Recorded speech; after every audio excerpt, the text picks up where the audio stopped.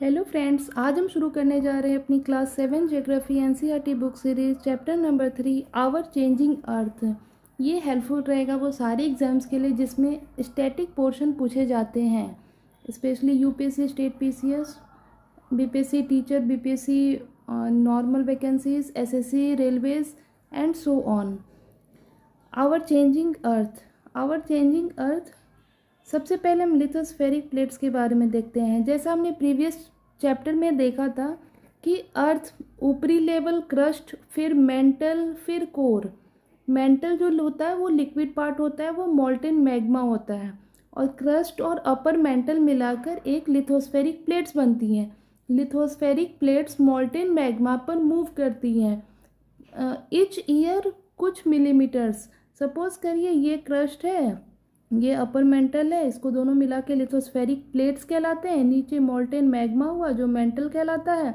इस पर ये मूव करते हैं। मूव करने के लिए मूव करते हैं जिसके मतलब कुछ फोर्सेस लगती हैं। नीचे मोल्टेन मैग्मा एक सर्कुलर वे में राउंड होता है जिसकी वजह से ये प्लेट्स मूव करती हैं।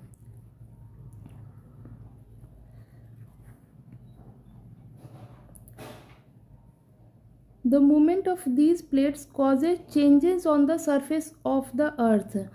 अब ये जो प्लेट्स मूव करती हैं इनसे कुछ चेंजेस होते हैं सरफेस ऑफ अर्थ पे।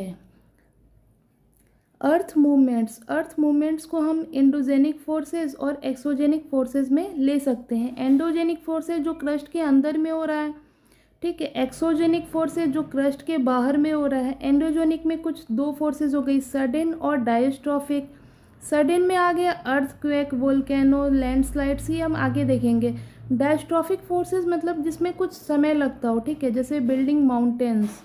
डायस्ट्रॉफिक फोर्सेस होते हैं जो एंडोजेनिक में, जैसे आपने सुना होगा हिमालयस जो भी हमारी वो है रेंज है, वो पहले यहाँ नहीं थी। वहाँ पे एक टेथिस नाम का सागर था, ठीक है, और हज़ारों लाखों साल में ये चेंज होकर ये डायस्ट्रॉफिक फॉर्मेशन हुआ है। और टेथिस सी जो है वो हमारा अभी के टाइम में हिमालय कहलाता है, ठीक है। तो डायस्ट्रॉफिक फॉर्मेशन आपने समझा। इरोजनल एंड डिपोजिशनल हम एक्सोजेनिक फोर्सेस देखेंगे, जैसे रिवर, विंड, सी वेव्स, ग्लेशियर्स क्या कहलाता है। एंडोजेनिक फोर्सेस समझिए, the forces which act in the interior of the earth called endogenic forces. जो अर्थ के इंटीरियर में हो रहा है वो एंडोजेनिक है, और जो अर्थ के सरफेस पे हो रहा है वो एक्सोजेनिक फोर्सेस है, ठीक है। एक बार आप ये देखिए, ये हमारे डिफरेंट प्लेट्स हैं। जैसे देखिए ये अफ्रीकन प्लेट, ठीक है, ये हमारा इंडियन प्लेट हुआ। देखिए इंडियन प्लेट में ये हिमालय वाला आपको दिख रहा है ना, ये प्लेट अलग था, और यहीं से हमारा टेथिस सी उभर के क्या बना है, हिमालय बना है। ये आपका इंडियन प्लेट हुआ, ये आपका अरेबियन प्लेट हुआ, ये आपका यूरेशियन प्लेट कहलाता है, ये आपका ऑस्ट्रेलियन प्लेट है। कुछ प्लेट्स आपको दिख रहे हैं। प्लेट सिर्फ कॉन्टिनेंट्स में नहीं होते हैं, प्लेट्स ओशियानिक प्लेट्स भी होते हैं। ये पूरा आपको अफ्रीका बेल्ट हुआ, अफ्रीका प्लेट हुआ। ये साउथ अमेरिका प्लेट, नाइजरा प्लेट। अब ये जब प्लेट्स मूव करती है ना एक दूसरे पे कभी, तो इसी से earthquakes, volcanoes, landslides, diastrophic formations, ये सारे होते हैं। और ये क्या कहलाते हैं, एंडोजेनिक फोर्सेस हैं। ये प्लेट्स एक दूसरे पर ओवरलैप हुए या आसपास हुए हैं, तो फिर इसी से चेंजेस आते हैं। सी एंडोजेनिक फोर्सेस में हमने देखा जो क्रस्ट के अंदर हो रही हैं, ठीक है। तो अर्थक्वेक और वोल्केनोज हम देखते हैं। सबसे पहले हम वोल्केनो देखते हैं। हमने पिछले चैप्टर्स में भी वोल्केनो को थोड़ा समझा था, अभी फिर से समझेंगे। ये समझिए, ये क्रस्ट है और नीचे में क्या है, मोल्टेन मैग्मा है। यहाँ आपका चैम्बर है, ये देखिए मैग्मा चैम्बर है, और ये मैग्मा लावा बन के निकल रहा है, और ये ऐसे ऐसे ये गिर रहा है, ठीक है। यही जब ठंडा हो जाता है तो क्या करता है, इग्नियस रॉक। अब ये देखिए ये लावा है, ये इसको वेंट कहते हैं। वेंट मतलब नली, ठीक है। जिस नली से ये बाहर निकल रहा है उसको वेंट कहते हैं। ये आपका क्रेटर हुआ, यहाँ क्रेटर बनता है, ये ऐसे ऐसे संरचना बन जाता है, ठीक है, कुछ इस टाइप का छोटा, और इससे जितना होता है ये बड़ा होते जाता है। इसको ज्वालामुखी का मुंह भी कहते हैं, ठीक है। यहाँ पे गैसेस ऑन ऐश है, ये सारे गैसेस ऑन ऐश निकल रहे हैं। वोल्केनो क्या होता है कि मोल्टेन मैग्मा जो होती है नीचे में, ये सब बाहर जब निकले क्यों? क्योंकि मोल्टेन मैग्मा को वो मतलब एक तो वो बहुत ही गर्म है और वो हमेशा एक सर्कुलर पाथ पर मूव कर रही है। जैसे ही क्रस्ट में उसको एक नली टाइप का मिलता है तो वो बाहर निकलता है। जैसे ही बाहर निकलता है तो वो इग्नियस रॉक का, ठंडा होने के बाद इग्नियस रॉक का फॉर्मेशन भी कर लेता है। तो वोल्केनो हमने समझा कि वोल्केनो क्या होता है, कैसे होता है।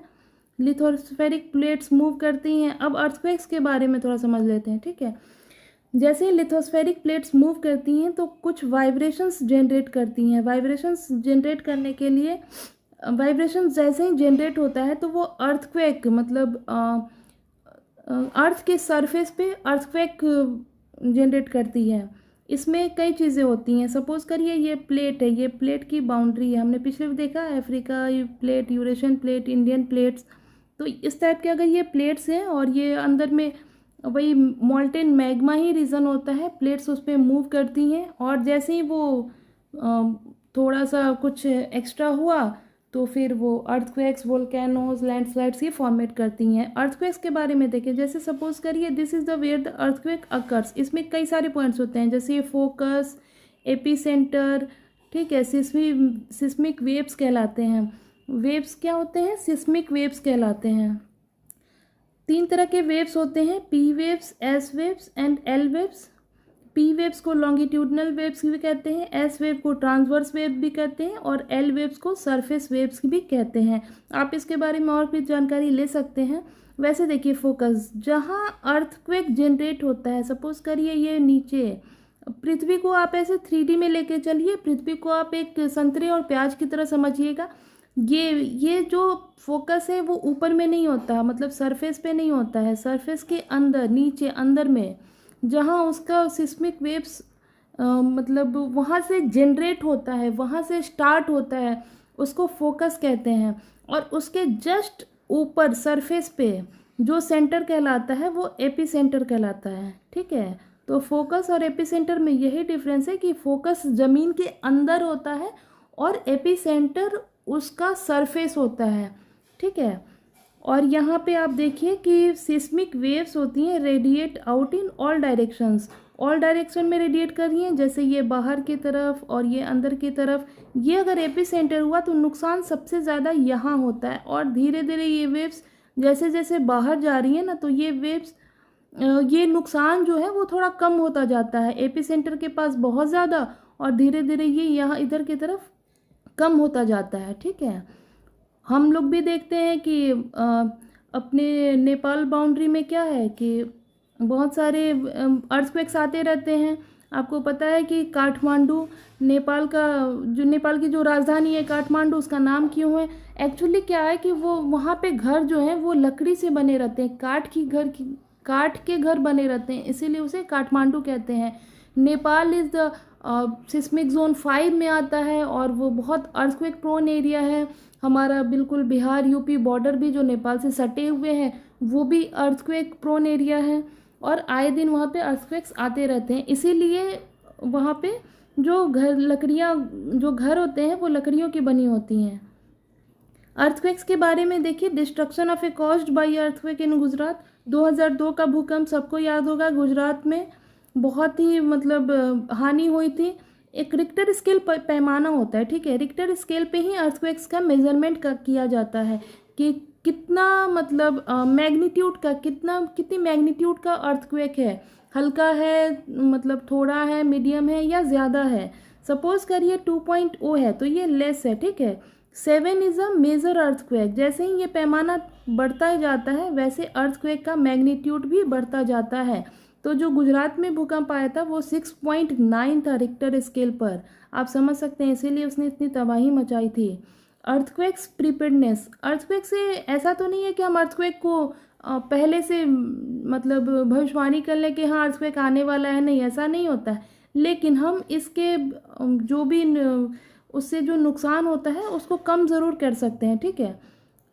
सपोज करिए कि आप इसको देखिए ऐसे प्रिपेयर्डनेस होती है, हाँ यस, देखिए ये देखिए, सम कॉमन अर्थक्वेक प्रिडिक्शन, कुछ अर्थक्वेक्स के प्रिडिक्शन होते हैं, ठीक है। स्टडिंग एनिमल बिहेवियर, आपको पता है एनिमल को सबसे पहले पता चल जाता है कि यहाँ पे कोई भी नेचुरल कैलेमिटी आने वाली है, तो एनिमल बिहेवियर को नोटिस करके fish in the ponds get agitated, ponds में क्या होता है, फिश एगिटेट करती हैं, snakes come to the surface, snake surface पे आ जाते हैं। तो आप इन सब चीज़ों से अंदाज़ा कुछ लगा सकते हैं कि यहाँ पे अर्थक्वेक आने वाला है, ठीक है। अर्थक्वेक के लिए प्रिपेयरनेस क्या होती है, पहले तो सेफ स्पॉट होता है, आप कोई सेफ स्पॉट ढूंढ लीजिए और वहाँ पर आप चले जाइए, अंडर ए किचन काउंटर हो गया, टेबल और desk, against and inside corner और वॉल।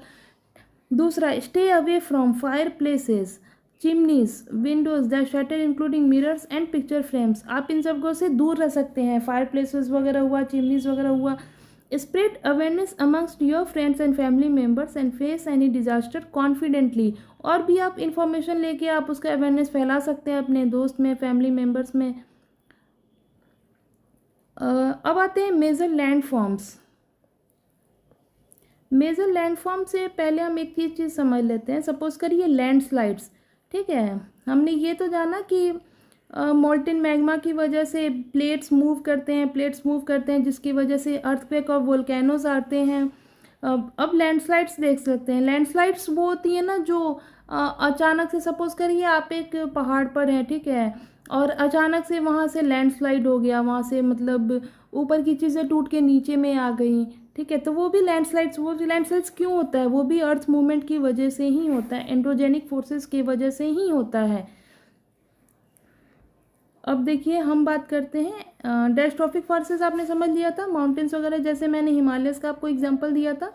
अब बात करते हैं एक्सोजेनिक फोर्सेस की, इरोजनल एंड डिपोजिशनल। आप इसको थोड़ा सा समझिए, एक होता है आपको इरोजन और दूसरा होता है डिपोजिशन। इरोजन मतलब होता है यदि रिवर, विंड और सी वेव से, सपोज करिए रिवर से कोई चीज़ इरोड होके बाहर ऐसे ऐसे जा रही है, सपोज करिए ये रिवर है, रिवर अपने आप में बहुत सारी गाद को कह लीजिए, या फिर छोटे छोटे मिट्टी के कण, छोटे छोटे रॉक्स, छोटे छोटे सिल्ट्स को क्या करती हैं, वो इरोड करती हैं अपने साथ, यानी बहाकर लेके जाती हैं, बहाकर जैसे ही लेके जाती हैं और कहीं ले जाके डिपॉजिट कर देती हैं, ठीक है। तो ऐसा विंड भी करता है, हवा भी क्या करता है कि बहुत सारी चीज़ों को अपने खुद में मतलब इकट्ठा करके, इरोड करके और दूसरी जगह डिपॉजिट करता है, ठीक है। तो ये सारे क्या होते हैं, लैंडफॉर्म्स को बनाती हैं। अब हम आगे देखते हैं कि एक्सोजोनिक फोर्सेस में क्या क्या चीज़ें हैं। मेजर लैंडफॉर्म्स क्या होता है कि तीन चीज़ों से होता है, वेदरिंग, इरोजन एंड डिपोजिशन, ठीक है। वेदरिंग मतलब हो गया कि जैसे सपोज करिए कोई रॉक है, ठीक है, जैसे हमने देखा था कि इग्नियस रॉक, पहले हमने मोल्टेन मैग्मा, वो जब लावा बन के निकलता है ज्वालामुखी से और फिर वो जम जाता है, जमा तो फिर वो इग्नियस रॉक कहलाया, वो छोटे छोटे पार्टों में टूट जाता है तो वो सेडिमेंट्स कहलाता है, ठीक है। और फिर उसको अगर वाटर, विंड, कुछ भी अगर इरोड करके अपने साथ ले जाती है और कहीं ले जाके डिपॉजिट कर दिए तो वो डिपोजिशन कहलाया। तो तीन चीज़ें हुई, वीदरिंग, इरोजन एंड डिपोजिशन, इसी से हमारे लैंडफॉर्म्स बनते हैं। अब हम देखते हैं लैंडफॉर्म्स रिवर का कैसे बनता है, वर्क ऑफ अ रिवर हम जानते हैं कि सपोज करिए ये पहाड़ी है, जैसे गंगोत्री से गंगा निकलती है, यमुनोत्री से यमुना निकलती है, और भी बहुत सारी आपकी नदियां हैं जो सदाबहार नदियां हैं, ठीक है। ऑल वेदर रिवर्स हैं, वो क्या करती हैं, हिमालय से सपोज करिए निकली, हिमालय से अगर गंगा निकली तो फिर वो शुरू में क्या होती हैं, उनका 3 स्टेज होता है, ठीक है। एक तो बर्थ स्टेज, दूसरा होता है कि यंग स्टेज और तीसरा होता है ओल्ड स्टेज। जैसे ही नदी का उद्गम होता है, आप समझिए कि जहाँ से नदी की स्टार्टिंग होती है वो उसका वेरी बर्थ एज कहलाता है। उस समय क्या होता है कि नदी के पास बहुत ही फोर्स होता है और वहाँ पे वो वाटरफॉल्स क्रिएशन करती हैं। वाटरफॉर्म्स क्या होता है, waterfall, the running water in the river erodes in the landscape, river tumbles at steep angle. Suppose करिए यहाँ से पहाड़ी से नदी निकली और बिल्कुल तीखे मतलब स्टीप एंगल पे ये गिरती हैं, ठीक है। ये इसका बहुत ही यंग एज होता है, बहुत स्टार्टिंग एज होता है, और रिवर में पावर बहुत ज़्यादा होती है, तो ये वाटरफॉल का निर्माण करती है। वाटरफॉल कभी भी ओल्ड एज में नहीं बनता है। ओल्ड एज में आपको डेल्टाज बनेंगे, लेकिन वाटरफॉल कभी नहीं बनेगा। वाटरफॉल फर्स्ट एज में बनता है, और ये बहुत स्टीप एंगल पे गिरती हैं। इसके एग्जाम्पल्स आपको बहुत सारे हैं, जैसे नियाग्रा फॉल्स। ये देखिए, नियाग्रा फॉल्स लोकेटेड है कहाँ, कनाडा और यूएसए के बॉर्डर पे है। विक्टोरिया फॉल्स है, borders of Zambia and Zimbabwe. बहुत सारे वाटरफॉल्स है। देखिए ये कितना सुंदर भी लगता है, बहुत मनोरम दृश्य लगता है। आप जब देखने जाएंगे, कहीं घूमने जाएंगे वाटरफॉल के पास। देखिए अब रिवर जो है वो फ्लड प्लेन्स में घुसती हैं तो कैसे फिर बनती हैं। रिवर्स में दो चीज़ें होती हैं, एक तो होता है ट्रिब्यूटरी और दूसरा होता है डिस्ट्रीब्यूटरी। आप एक बार गंगा रिवर सिस्टम को थोड़ा सा देख लीजिए, उसके बाद हम ये देखें। ये देखिए Ganga river system, Ganga river Gangotri से निकल रही है। ये गंगा रिवर हुई,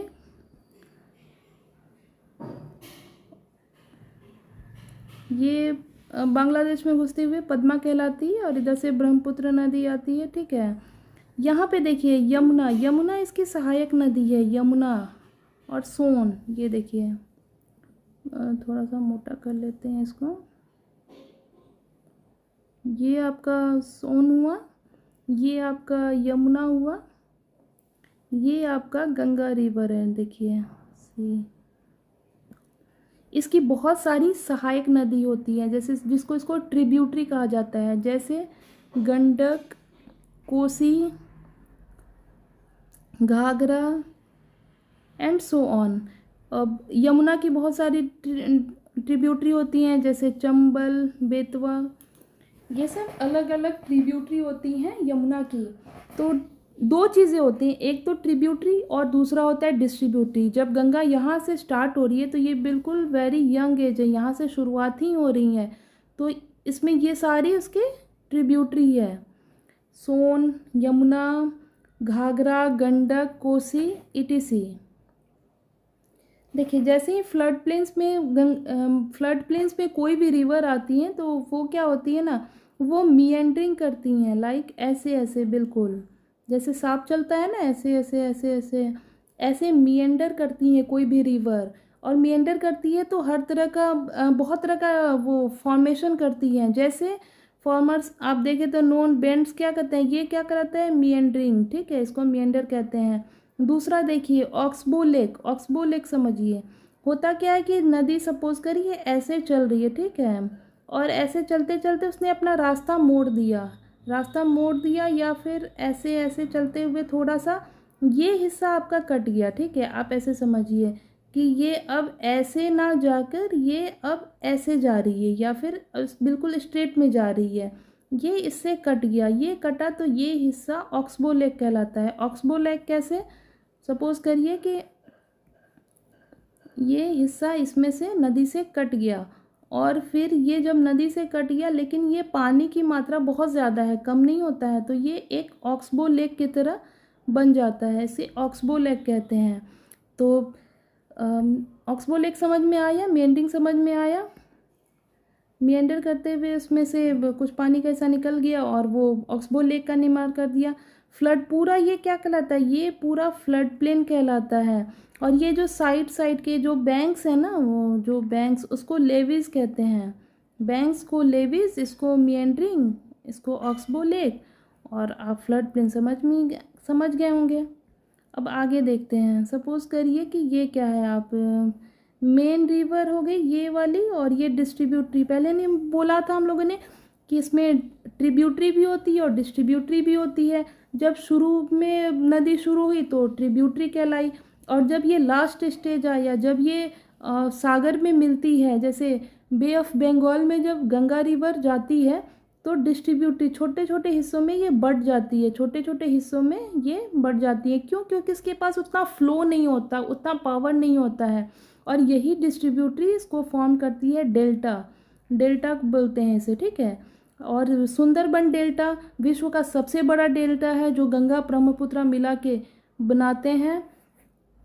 तो distributaries, a number of streams, break up into number of streams called distributaries, deposit its load, each distributary forms its own mouth, sediments forms delta. ये रिवर का माउथ कहलाता है और से डेल्टा फॉर्मेशन होता है। एक चीज़ आप ये समझ लीजिए कि जब रिवर अपने यंग एज में रहती है फ्लड प्लेन्स में, तो बहुत सारे डिपॉजिट्स लेके आती हैं, जैसे एलुवियल सॉइल। आपने नॉर्थ इंडिया में सुना होगा कि वो एलुवियल सॉइल का बहुत बड़े पैमाने में रहता है। इसके वजह से एग्रीकल्चर बहुत ज़्यादा होता है नॉर्थ इंडिया में। तो रिवर अपने साथ एलुवियल सॉइल लेके आती है। आगे हम और जैसे जैसे पढ़ेंगे और भी समझ में आएगा। अब देखते हैं वर्क ऑफ सी वेव्स। वो तो बात रही नॉर्दर्न प्लेन्स की, सी में भी कुछ होता है सी वेव्स।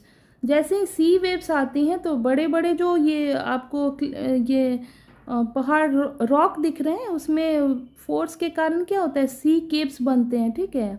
जैसे ही सी केप्स ये बड़ा होता है तो सी आर्क कहलाता है। सी आर्क बड़ा होते होते ये बिल्कुल प्लेन कर देता है और ये स्टैक कहलाता है। आप एक फ़ोटो देखिए, उसके बाद समझ में आ जाए।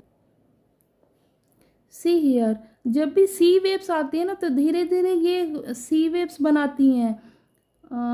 सॉरी, ये आप ये चीज़ देख रहे हैं ना, पहले धीरे धीरे ये क्या करती हैं सी वेव्स, इसको क्या कह, सी केप्स का फॉर्मेशन करती हैं। यही सी केप्स क्या होते हैं, ये देखिए ये सी आर्क बन रहा है। सी आर्क क्यों? क्योंकि ये वेव्स इसको बिल्कुल इसने तोड़ दिया, और जब तोड़ते तोड़ते ये हिस्सा भी टूट जाता है तो ये ऐसा ये हो जाता है, तो ये स्टैक कहलाता है, ठीक है। बड़े बड़े स्टैक्स हो जाती हैं और ये सी क्लिफ कहलाता है। तो ये फॉर्मेशन है सी वेव्स का। आप इसको फिर से समझ लीजिए। ये हुआ सी आर्क, सॉरी सी केव, सी के बड़ा होते होते सी आर्क, और ये स्टैक, और ये सारे सी क्लिफ्स कहलाते हैं, ठीक है। ज़्यादा ही होती हैं, जैसे विंड्स इधर से आई तो इन सब चीज़ों को वो काटते हुए चलती हैं, जबकि ऊपर में ये चीज़ सब चीज़ फॉर्मेशन हो जाता है। नीचे में विंड्स ज़्यादा होती हैं जिसकी वजह से ये मशरूम टाइप का रॉक।